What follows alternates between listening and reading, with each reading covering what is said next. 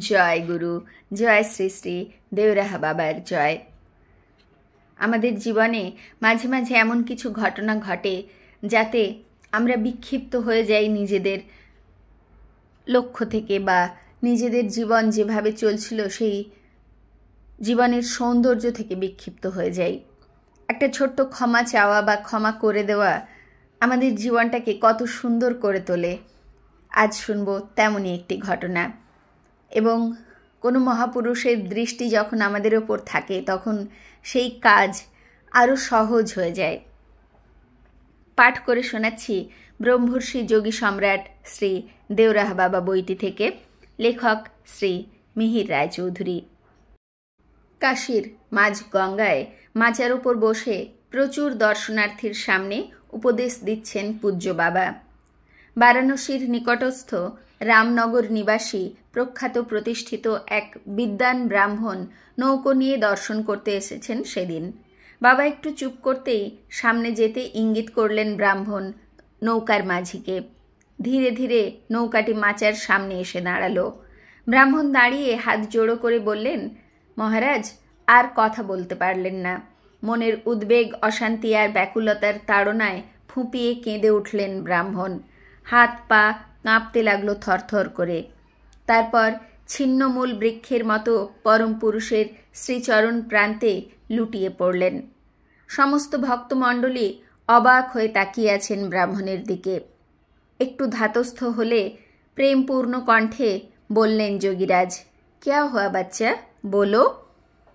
পূজ্য বাবার কথায় ব্রাহ্মণের মুখ থেকে শুনলেন সেদিন সবাই তাঁর জীবনের করুণ কাহিনী।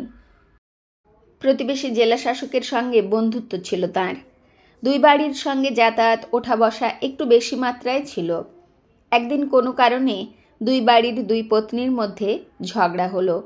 ঝগড়া ক্রমে বেড়ে এমন পর্যায়ে গেল যে জেলা শাসক প্রতিবেশী বন্ধুবর ব্রাহ্মণকে সপরিবারে বারাণসী থেকে উচ্ছেদের জন্য উঠে পড়ে লাগলেন। সরকারি ক্ষমতায় অধিষ্ঠিত উক্ত জেলা শাসক বিভিন্ন অভিযোগে 5টি মিথ্যা মামলা দায়ের করলেন। শাস্ত্রগ্রন্থের মধ্যে যিনি ডুবে থাকেন দিন রাত, তিনি সাংসারিক কুটিলতা ষড়যন্ত্রের কথা কি করে বুঝবেন? জেলা শাসকের ইঙ্গিতে থানায় নিয়ে গিয়ে ধমকাচ্ছে পুলিশ। বাড়িতে এসে যাচ্ছে তাই ভাষা প্রয়োগ করে ধমকে যাচ্ছে গুন্ডা বাহিনী। কোর্টে ধমকাচ্ছে উকিল আর বিচারক। রাতের পর রাত ভয়ে দুশ্চিন্তায় জেগে কাটিয়েছেন স্বামী স্ত্রী। মামলায় ঘর বাড়িও যাবে, জেলও হয়ে যাবে। অশ্রুরুদ্ধ কণ্ঠে বললেন সেই পণ্ডিতজি, মহারাজ, আজ আমার জীবনের শেষ দিন উপস্থিত। আগামীকাল মামলার রায় বার হবে। নিরপরাধ হওয়া সত্ত্বেও সশ্রম কারাদণ্ড দেওয়া হচ্ছে। ভীষণ মানসিক যন্ত্রণা উপলব্ধি করছি। কতদিন আমার বাড়িতে উনুন জ্বলেনি। দুশ্চিন্তায় অনাহারে দিন কাটাচ্ছি কয়েকদিন থেকে মহারাজ। জেলে যাওয়ার পূর্বে সংসার থেকে শেষ বিদায় নেব। আর কথা বলতে পারলেন না তিনি। দু চোখ দিয়ে অনর্গল অশ্রু গড়িয়ে পড়তে লাগলো। হাতে মুখ ঢেকে কাঁদতে লাগলেন পণ্ডিতজি। এই হৃদয় বিদারক দৃশ্য দেখে উপস্থিত অনেকের চোখ দিয়ে গড়িয়ে পড়ল জল সেদিন। পণ্ডিতজির করুণ কাহিনী শুনে সকলের মন ব্যথা বেদনায় ভারাক্রান্ত হয়ে উঠল। পণ্ডিতজির জীবন কাহিনী শুনে দয়ার্দ্র হয়ে উঠলেন পূজ্য বাবা। ফুটে উঠল তাঁর করুণা ঘন রূপ। আশীর্বাদ করলেন পরম পুরুষ। তারপর অর্ধবাহ্য অবস্থায় বললেন, বাচ্চা, কোনো ভয় নেই। চিন্তা করে অযথা মন খারাপ করিস না। কেউ কিছু করতে পারবে না। তোর ওই বিরোধী পক্ষ জেলা শাসক তোর ভক্ত হয়ে যাবে, তোর পুজো করবে। এসব কি কথা বলছেন আপনি মহারাজ? অশ্রুরুদ্ধ কণ্ঠে আকুল আগ্রহ এবং বিস্ময় নিয়ে উঠে দাঁড়িয়ে হাত জোড়ো করে বললেন পণ্ডিতজি, ঠিকই বলছি। তুই তো শাস্ত্রজ্ঞ ব্রাহ্মণ। নশ্বর সংসারে মান অপমানের জন্য এত অধৈর্য হয়ে পড়েছিস কেন? শান্ত হয়ে বস। সীতারাম নাম কর। রামধুন গান করো সবাই। রামধুন গান শুরু করলেন কয়েকজন। পণ্ডিতজি সহ সকলে সুরে সুর মেলাতে লাগলেন। রামগানের সুরমূর্ছনায় ব্যথা বেদনা দূর হয়ে গিয়ে দিব্য আনন্দে বিভোর হয়ে গেলেন সবাই। পরম পূজ্য যোগী সম্রাট অর্ধবাহ্য অবস্থায় চক্ষু মুদ্রিত করে বসে আছেন মঞ্চে। দূর থেকে একটি ছোট বজরা এগিয়ে আসছে, নজরে পড়ল অনেকের। বজরাতে একজন মাত্র আরোহী। মন্থর গতিতে এসে লাগলো বজরাটি বাবার মাচার সামনে। সাষ্টাঙ্গে দণ্ডবত করে উঠে দাঁড়ালেন আরোহী। পণ্ডিতজির নৌকাটি বজরার একেবারে সামনে লেগে আছে। বজরার আরোহীকে দেখে চমকে উঠলেন পণ্ডিতজি। উত্তেজনায় বুকের ভেতরটা ঢিপ ঢিপ করতে লাগল। পণ্ডিতজির বিরোধী পক্ষ সেই জেলা শাসক পূজ্য বাবার আশীর্বাদ প্রার্থী হয়ে হাত জোড়ো করে দাঁড়িয়ে আছেন। চক্ষু উন্মিলিত করে আশীর্বাদ করলেন যোগী সম্রাট। তারপর বললেন, বাচ্চা, সামনে বসা ওই বিদ্বান ব্রাহ্মণকে তুমি চেনো? হ্যাঁ মহারাজ, চিনি। ব্রাহ্মণ নিশ্চয়ই ভালো লোক, কি বলো তুমি? আমার প্রতিবেশী ওই ব্রাহ্মণ ভালো লোক নয় মহারাজ। ভালো লোক নয়? হ্যাঁ মহারাজ, আমি ঠিক কথাই বলছি। বাচ্চা, তুমি তো ভালো লোক, প্রতিবেশী ওই ব্রাহ্মণের মতো খারাপ স্বভাব নিশ্চয় তোমার নয়। আমি ব্রাহ্মণ পণ্ডিতের সাথে ভালো ব্যবহার করেছি। যোগী সম্রাট এবার প্রেমপূর্ণ কণ্ঠে বললেন, তুমি প্রতিবেশী ব্রাহ্মণ পণ্ডিতের চরণ স্পর্শ করে প্রণাম করো বাচ্চা। এই কি বলছেন মহারাজ? ব্রাহ্মণ আমাদের ঘোর শত্রু। কতকগুলো বিষয়ে মামলা মোকদ্দমা হচ্ছে পণ্ডিতজির সঙ্গে। বাবা বললেন, ভালো লোক মামলা করবে কেন বাচ্চা? তুমি যদি সত্যি ভালো লোক হও, পা ছুঁয়ে প্রণাম করো। এটা কি আপনার আদেশ? বাবা বললেন, হ্যাঁ বাচ্চা, তোমার ওপর এটাই আমার আদেশ। বাবার আদেশ লঙ্ঘন করার সাহস হলো না বেচারি জেলা শাসকের। ঘোর শত্রু পণ্ডিতজির চরণ স্পর্শ করে প্রণাম করলেন তিনি। পূজ্য বাবা বললেন, পণ্ডিতজি, তোমার বিরোধী পক্ষ জেলা শাসককে সমৃদ্ধশালী এবং যশস্বী হওয়ার আশীর্বাদ করো। সমস্ত ঘটনা পণ্ডিতজির কাছে স্বপ্নের মতো মনে হতে লাগলো। আনন্দে গদগদ হয়ে আশীর্বাদ করলেন পণ্ডিতজি। তারপর জেলা শাসকের গলা জড়িয়ে ধরে ক্ষমা চাইতে লাগলেন বারবার।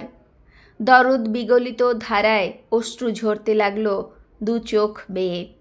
জেলা শাসকও তাঁর চক্ষুদয় আর শুষ্ক রাখতে পারলেন না। জল গড়িয়ে পড়তে লাগলো অনবরত।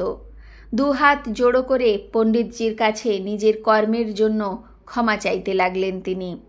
নাটকীয় দৃশ্য অনুষ্ঠিত হতে দেখে উপস্থিত সকল ভক্তবৃন্দ বিস্ময়ে স্তব্ধ হয়ে গিয়েছেন তখন। পূজ্য বাবার গুরুগম্ভীর কণ্ঠস্বর আবার শোনা গেল। জেলা শাসককে উদ্দেশ্য করে বললেন, বাচ্চা, তোমার প্রতিবেশী পণ্ডিতজি খুব বিদ্বান। তুমি নিজের বাড়িতে নিয়ে গিয়ে পণ্ডিতজির মুখ থেকে সত্যনারায়ণের ব্রত কথা শুনবে। হালুয়া, পুরি আর ক্ষীর ভোজন করাবে। দুটি নতুন বস্ত্র দেবে। 101 টাকা দক্ষিণা দেবে। আর পণ্ডিতজির বিরুদ্ধে যেসব মামলা করেছ সব উঠিয়ে নেবে। তবেই তোমার ঠিক ঠিক জয় হবে। অন্যথা লোকে তোমাকে ভালো লোক কি করে বলবে? জেলা শাসক বিনয় নম্র কণ্ঠে বললেন, আপনার আদেশ অক্ষরে অক্ষরে পালিত হবে মহারাজ। ভগবান শ্রী দেওরাহা বাবার কথা শুনে চোখ আবার ঝাপসা হয়ে আসতে লাগলো পণ্ডিতজির। চোখ মুছে পূর্ণ দৃষ্টিতে তাকালেন পূজ্য বাবার অবয়বের দিকে, কিন্তু বাবাকে তো আর দেখতে পাচ্ছেন না।